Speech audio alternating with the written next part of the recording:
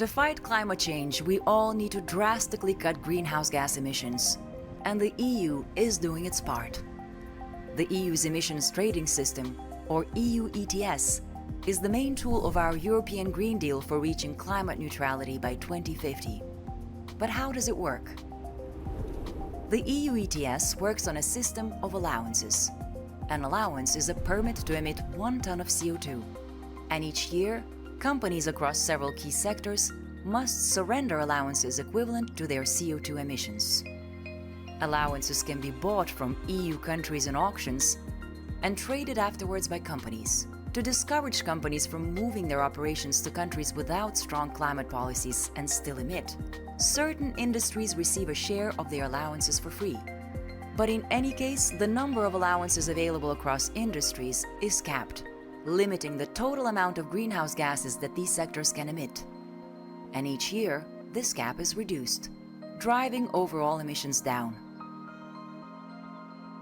When a company buys an allowance, the revenue is used to fund climate and energy projects across the EU, including scaling up green technologies and modernizing energy infrastructure in lower-income EU countries, ensuring a green transition which is fair too.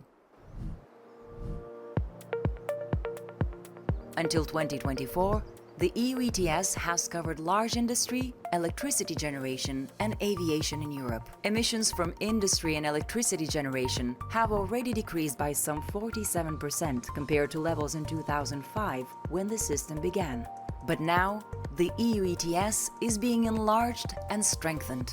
Its 2030 objective to reduce emissions from 2005 levels is being raised to 62%.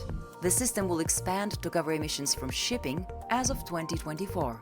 And in 2026, the polluter pays principle will fully apply for aviation. For other sectors like steel, cement, or aluminium, allocation of free allowances will gradually be phased out by 2034.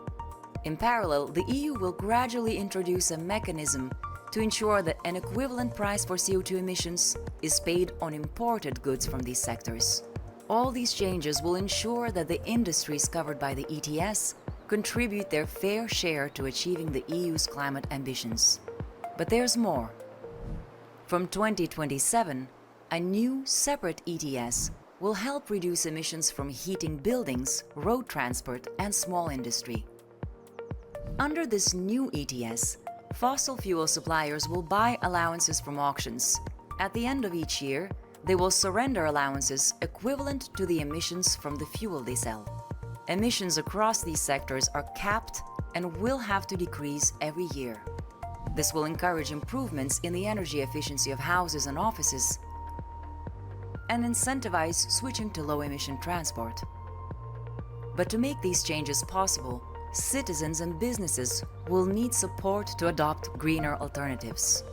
That's why EU countries will have to invest their revenue from the new ETS in climate and energy transition projects in a way which promotes the green transition for everyone. At the heart of these investments is the Social Climate Fund, mobilizing 86.7 billion euros from 2026.